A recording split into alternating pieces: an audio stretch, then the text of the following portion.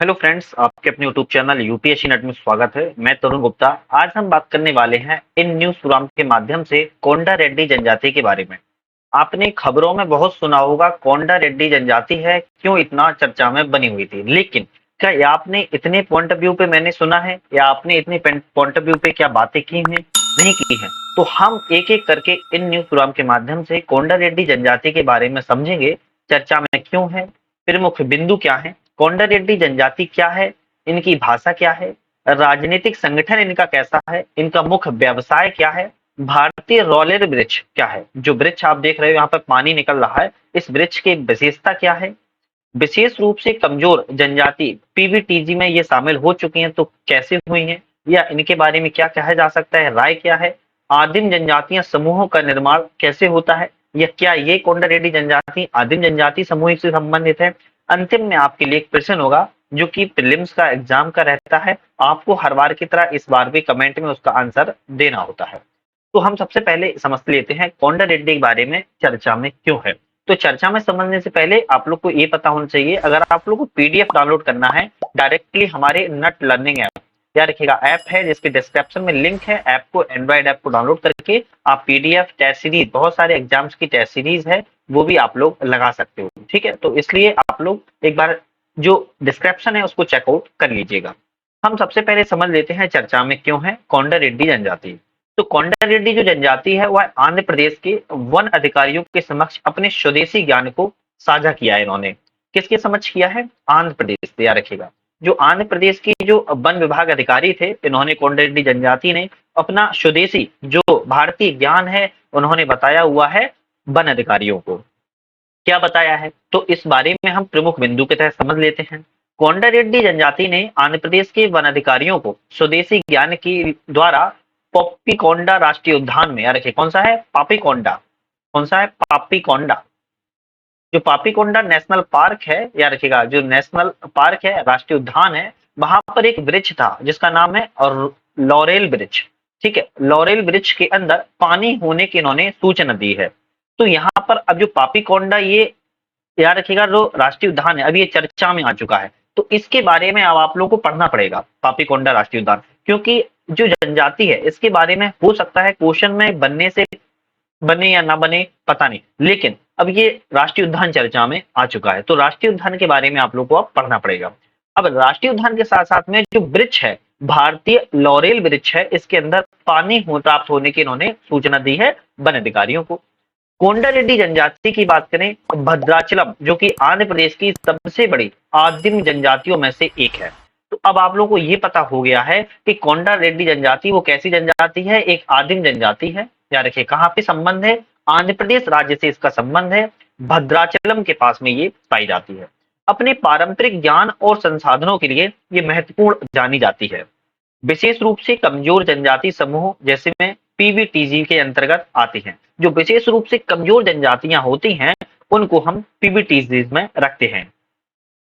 यह जनजाति गोदावरी क्षेत्र में, किस क्षेत्र में, याद रखिएगा गोदावरी नदी का क्षेत्र है, उस गोदावरी नदी के क्षेत्र में पापीकोंडा पहाड़ी जो वहां की श्रृंखला है वहां पर पाई जाती हैं। इसमें उड़ीसा, आंध्र प्रदेश और तेलंगाना इत्यादि राज्यों में निवास भी करती है। तो याद रखिएगा जब मुख्य तौर पर ये उड़ीसा में, आंध्र प्रदेश में और तेलंगाना में, ये तीन राज्यों में प्रमुख तौर पर ये निवास करती हैं और इनका जो नदी का क्षेत्र है वो गोदावरी की नदी के क्षेत्र में ये पाई जाती हैं। ये भी याद रखना है आप लोगों को। समाज की मुख्य धारा से कटे हुए रहते हैं, ये जो अपन हम आप समाज में रहते हैं उस समाज से ये कटे रहते हैं, तभी इनको हम आदिम जनजाति के रूप में हम जानते हैं। याद रखिए किसमें, आदिम जनजाति के रूप में हम जानते हैं और यह पीवीटीज में शामिल है, ये इंपोर्टेंट है। भाषा की बात करें, इनकी भाषा कैसी है, तो याद रखना है इनकी जो मातृभाषा है वो अद्वितीय उच्चारण के साथ तेलुगु है। कैसी है, तेलुगु इनकी मातृभाषा है। धर्म कौन सा है, हिंदू धर्म के स्थानीय देवताओं की ये लोग पूजा अर्चना करते हैं। तो अगर धर्मों के बारे में पूछा जाए तो आप बता सकते हैं हिंदू धर्म से इनका संबंध है और स्थानीय देवता होते हैं उनकी ये पूजा करते हैं, खासतौर से वृक्ष पूजा भी करते हैं, ये भी इंपॉर्टेंट है। इनके हम राजनीतिक संगठन के बारे में समझ लेते हैं।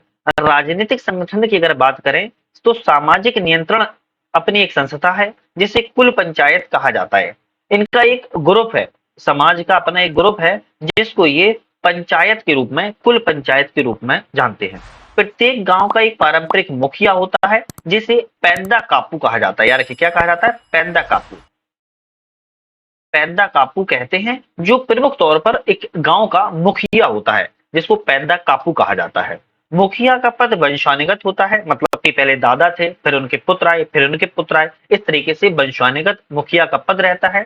मुखिया ग्राम देवताओं का पुजारी भी होता है। याद रखिएगा, ये इंपॉर्टेंट है कि जो मुखिया है, जो ग्राम देवता है, उनका पुजारी भी कहलाता है या होता है।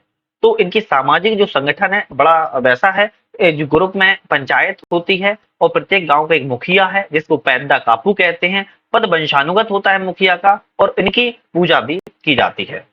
इनके व्यवसाय के बारे में हम समझते हैं, इनका व्यवसाय कैसा है।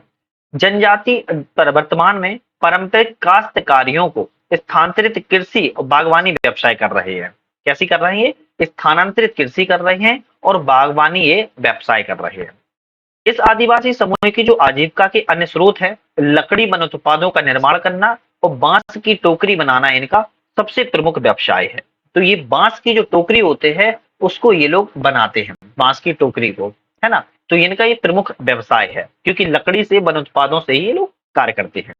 पर्यावरण के अनुकूल प्रथाओं जैसे कि बांस, बोतल, लौकी और बीज से बने जो घरेलू लेख होते हैं, इसका उपयोग के लिए ये जानी जाती है।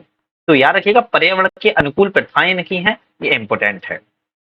बहुत सारी हमारी टेस्ट सीरीज चल रही है, यूपी पीसीएस की चल रही है, यूपीएससी की चल रही है। ये देखो आप लोग all India multiple exam, police की, बैंकिंग की, रेलवे की, HSC, Haryana, all SSC exam, teaching, defence, insurance, Punjab, Himachal Pradesh, सभी test series online test series हैं, मजा ले सकते हो आप लोग। सबसे बड़ी बात, हिंदी और इंग्लिश दोनों माध्यमों में है। आप ये वाला अगर आप सेक्शन देखोगे ऐप पर जाके तो 33,922 टेस्ट है। कितना? 33,922। एक टेस्ट में आपको इतने टेस्ट मिल रहे हैं, इतना टेस्ट आपको कहीं भी नहीं मिलने वाले हैं, पूरे नेट की दुनिया में नहीं मिलने वाले। तो अभी जाओ, मजा लो, इसका भरपूर आनंद उठाइएगा, ठीक है। अब हम बात करते हैं भारतीय लॉरेल वृक्ष की, जिस वृक्ष से पानी होने की उत्पत्ति इन्होंने बताई है। तो पानी इन्होंने बताया है कि इस लॉरेल वृक्ष में पाया जाता है और कोंडा रेड्डी जो जनजाति है, इन्होंने वन अधिकारियों को खुद सूचना दी थी। इसका वैज्ञानिक नाम अगर देखा जाए इस लॉरेल वृक्ष का क्या है, तो फिकस माइक्रोकार्पा इसका वैज्ञानिक नाम है। क्या है? फिकस माइक्रोकार्पा इसका वैज्ञानिक नाम है। यह एक उष्णकटिबंधीय वृक्ष है। कैसा है? उष्णकटिबंधीय वृक्ष है। इस वृक्ष को इंडियन सिल्वर ओक के रूप में जाना जाता है। इसकी लकड़ी का व्यावसायिक बहुमूल्य जो अत्यधिक रूप में पाया जाता है। तो इसका जो मूल्य है अत्यधिक रूप में पाया जाता है। अब आप खुद बताओ मुझे, आपके लिए मैं और कितनी अच्छी करंट अफेयर्स बनाऊं, सोचिए। हर पॉइंट इंपोर्टेंट है, वैज्ञानिक नाम इंपोर्टेंट है, फिकस माइक्रोकार्पा, उष्णकटिबंधीय वृक्ष है, ये भी मैंने बताया है। इस वृक्ष को इंडियन सिल्वर ओक के रूप में भी जाना जाता है। इस लकड़ी का व्यावसायिक रूप से मूल्य बहुत अधिक है। हर पॉइंट इंपोर्टेंट है, याद रखिएगा। अब हम अगर विशेषताओं की बात करें, इसकी विशेषता क्या है? यह वृक्ष सर्दी के मौसम में अपने तने में पानी को स्टोर कर लेता है। जो सर्दी का समय होता है, ये वाटर को क्या कर लेता है? स्टोर कर लेता है। याद रखिएगा, जो तना होता है इसका स्टोर कर लेता है। तो गर्मी के मौसम में पानी की कमी होने पर इसका इस्तेमाल किया जा सकता है। इस कारण इन वृक्षों को फायर प्रूफ वृक्ष भी कहते हैं। क्या कहते हैं? फायर प्रूफ वृक्ष भी कहते हैं। जिस तरीके से बुलेट प्रूफ गाड़ी होती है, इसी तरीके से फायर प्रूफ वृक्ष भी इनको कहते हैं। कौन सा वृक्ष है? लॉरेल वृक्ष है। कौन सी जनजाति है? कोंडा रेड्डी जनजाति है। हर चीज आप लोग को रिपीट करा रहा हूं। इस वृक्ष के पानी में तेज गंध होती है और इस पानी का खट्टा स्वाद होता है। याद रखिएगा, ठीक। भारतीय जंगलों में पाई जाने वाला एक अद्भुत वृक्ष है। इस वृक्ष को वन अधिकारियों के द्वारा संरक्षण प्रदान किया गया है और मुख्य रूप से एशिया में, पश्चिमी प्रशांत द्वीप समूह में, ऑस्ट्रेलिया के कई हिस्सों में इसको पाया जाता है। तो ये कहाँ कहाँ पाया जा रहा है? एशिया में पाया जा रहा है, वेस्ट प्रशांत जो आइलैंड है वहां पर पाया जा रहा है, और ऑस्ट्रेलिया में भी इसको पाया जा रहा है। तो ये तीन जगह द्वीपों में प्रमुख तौर पर पाया जा रहा है। अब हम बात करते हैं विशेष रूप से जो कमजोर जनजाति समूह हैं, पीबीटीजी, इनके बारे में। यह भारत में स्थित जनजाति समूह का सबसे अधिक असुरक्षित समूह है। कैसा है? इनकी सुरक्षा बहुत ही कम हो रही है, तो बहुत ही असुरक्षित समूह में ये इनको रखा जा रहा है, ठीक है। तो पीबीटीजी जनजाति समूह सबसे अधिक असुरक्षित समूह है। इस समूहों में आदिम लक्षण होते हैं, भौगोलिक अलगाव होता है, कम साक्षरता होती है, पढ़े लिखे नहीं होते हैं, शून्य से नकारात्मक जनसंख्या वृद्धि दर होती है और सबसे प्रमुख कारण ये पिछड़ापन है। मतलब कि समाज से कटे हुए रहते हैं, याद रखिएगा, समाज से कटे हुए रहते हैं, हाशिए पर ये लोग रहते हैं। यह समूह भोजन के लिए शिकार करते हैं और कृषि पर निर्भर रहते हैं।